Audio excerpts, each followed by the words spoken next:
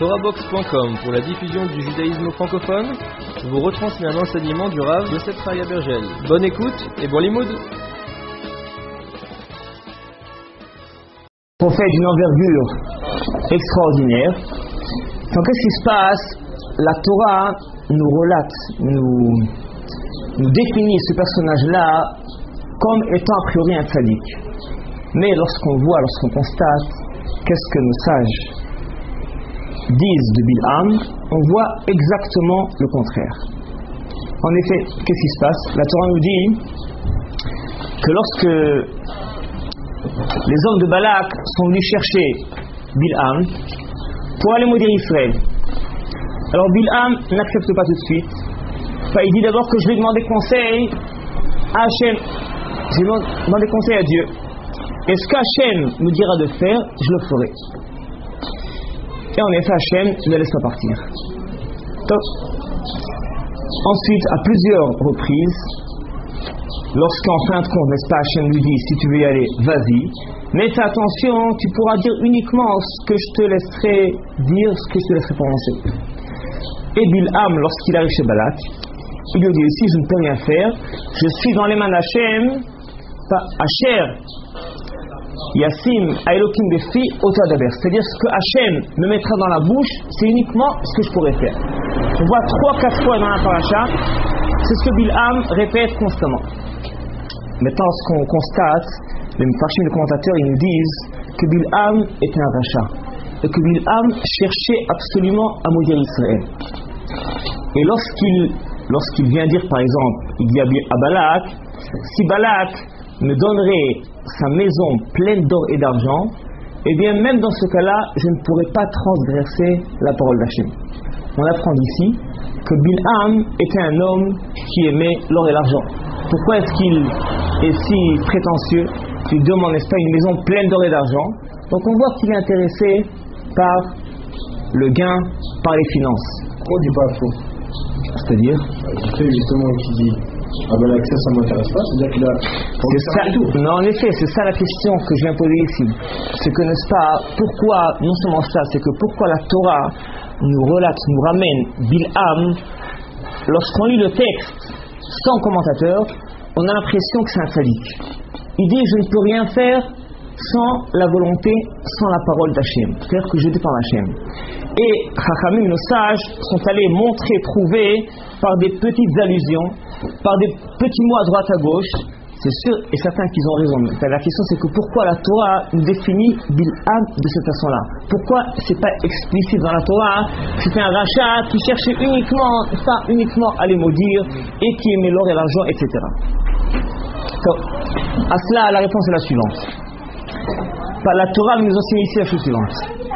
C'est que ce qui s'appelle Adam Yireh La'enaim, V'Hashem Yireh La'levav. C'est-à-dire qu'un homme voit uniquement à l'œil nu, comme on dit, l'homme ne voit pas plus loin que le bout de son nez, mais Hachem, il voit exactement qu'est-ce qui est dans le cœur d'une personne. C'est-à-dire que tu peux connaître quelqu'un qui te paraît un homme extraordinaire. D'ailleurs, entre parenthèses, quand on voit quelqu'un, on l'identifie à son apparence extérieure. Qu'est-ce qu'on voit a priori? On voit, n'est-ce pas, s'il est grand ou est-ce qu'il est petit, s'il est gros ou maigre, s'il est beau ou moche, etc. Mais on ne voit pas sa neshama, on ne voit pas son âme, parce qu'en effet, n'est-ce pas, l'âme, elle est cachée. Et lorsqu'on vient constater, observer l'âme, on s'aperçoit que c'est autre chose. Qu'est-ce que ça veut dire? Bon, ça peut nous arriver de connaître des gens qui nous paraissent extraordinaires, qui sont des grands camarades, mais après quelques mois, quelques années, lorsqu'on va vraiment observer, inspecter leur vraie personnalité, eh bien des fois on est déçu. Pourquoi? Parce qu'en effet, un être humain peut facilement cacher sa vraie personnalité, son vrai caractère. Mais dans un cas où il est mis à l'épreuve, c'est là où il flanche. C'est ce que la Torah nous enseigne dans cette page de Bil'am.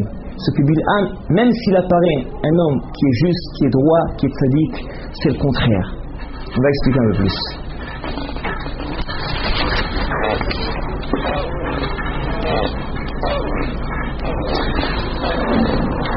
Après, il faut savoir la suivante, c'est que, en général, dans notre vie, on ne peut pas se fier au cerveau humain, à l'esprit humain. Par exemple, L'esprit humain a déjà montré à maintes reprises qu'il s'est trompé. On sait tous, aujourd'hui, même un enfant le sait, c'est que le soleil ne tourne pas autour de la Terre, mais c'est le contraire. C'est le contraire, c'est la Terre qui tourne sur elle-même et elle tourne aussi autour du soleil. Alors que pendant des millénaires, eh bien, des milliards de personnes étaient persuadées du contraire. Tout le monde était sûr et certain que c'était le soleil qui tournait autour de la Terre.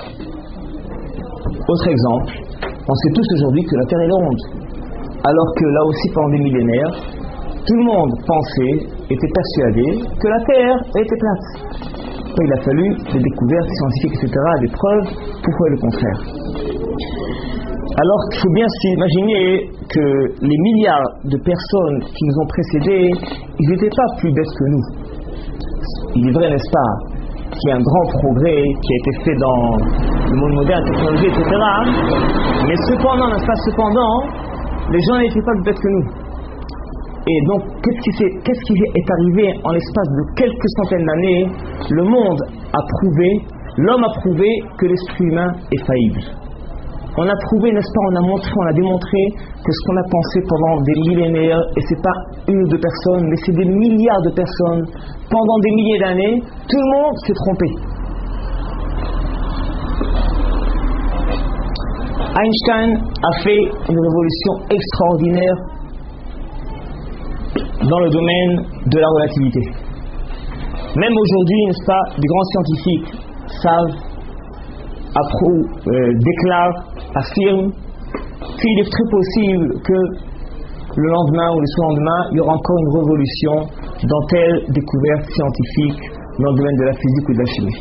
On ne peut jamais être sûr, n'est-ce pas, d'être arrivé à la fin des découvertes scientifiques. Et on s'est rendu compte à plusieurs reprises qu'on s'est trompé.